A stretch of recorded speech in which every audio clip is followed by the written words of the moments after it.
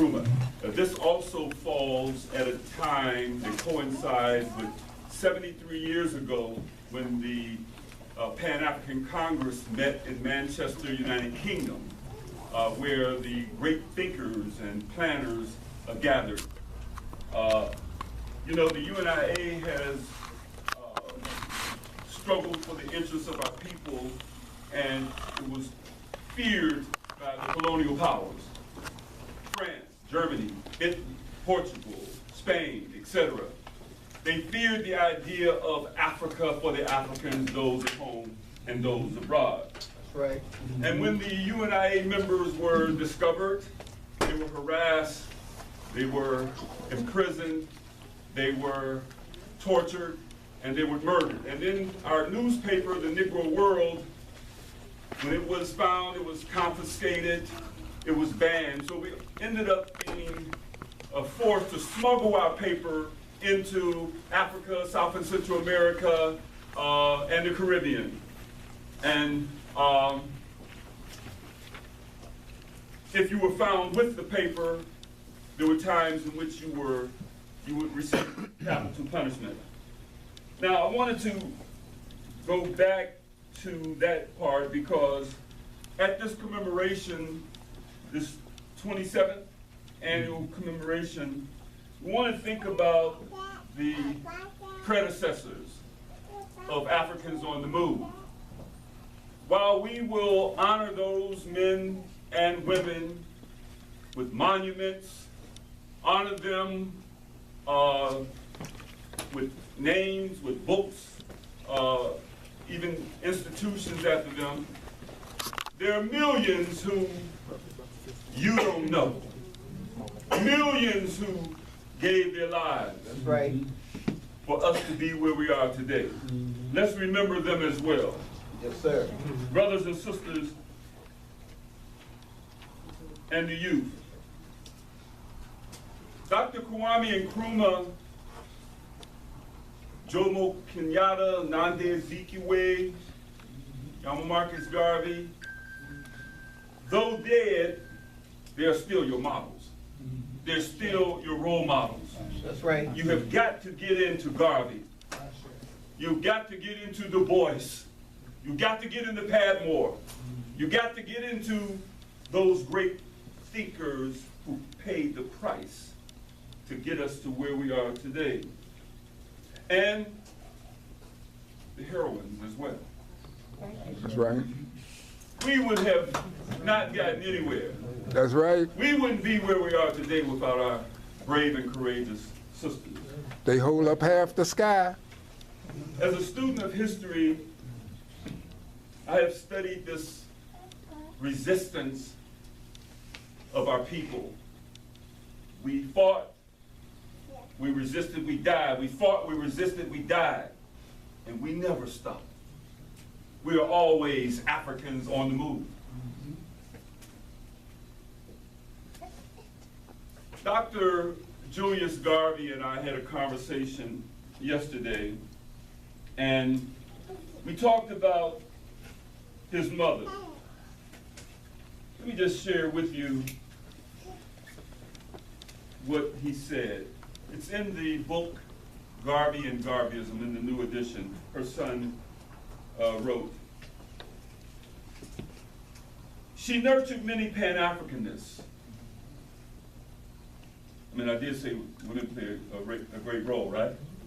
She nurtured many Pan-Africanists who were seeking information about Marcus Garvey. She participated with Nnamdi Azikiwe, George Padmore, Kwame Nkrumah, W. Du Bois in the formation and programming of the 5th Pan-African Congress in 1945.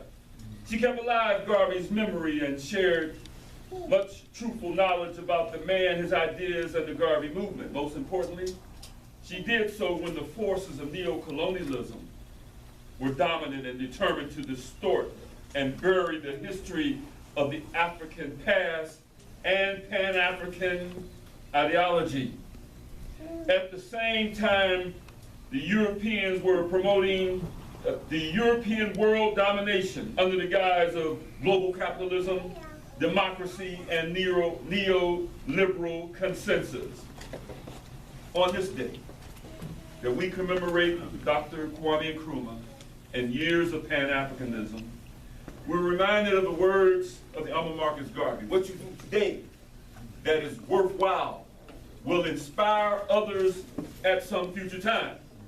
The truth to this statement by Marcus Garvey is in how Dr. Kwame Nkrumah, as the first president of Ghana, used every opportunity to infuse the Ghanaian people with the aspects of Garvey's first and largest mass movement. At the capital of Accra, he built the Black Star Center.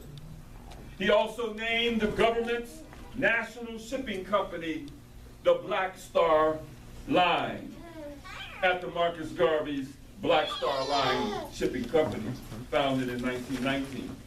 He named the football team of Ghana the Black Stars.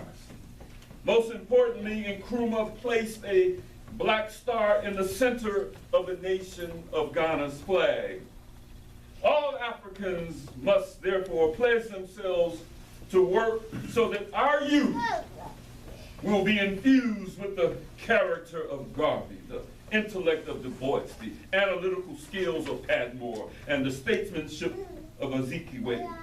Africa for the Africans, those at home and those abroad, Africans on the move. Say that truth, bro. Right on.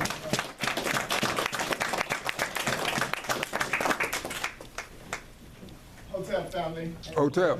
I'm trying to share a story that I shared, a Pan-African victory that I shared last weekend. I was at a conference with a group of black lawyers who had determined that they were and would be the legal arm of the revolution. They started in 1968 and they were having their 50th conference reunion. And I shared the story of a Pan-African victory. But before I share that story here, I want to put reparations in a revolutionary context. How many of you have rode in a car or seen a car? How many of you rode in a train or seen a train? How many of you flew on an airplane or seen an airplane? How many of you have witnessed a satellite or a rocket being launched in the air? How many of you wear an article of clothing that was mass produced? How many of you heard of the city of New York, London, Amsterdam, Paris? What do they all have in common? But these are industrial centers. These are the products of industrialism, right? And what created industrialism?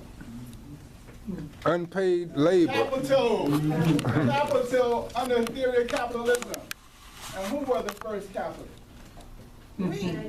We were. Africans were the primitive capital that created capitalism, that created industrialism, that have us living the way we live in today. Go ahead, Cam.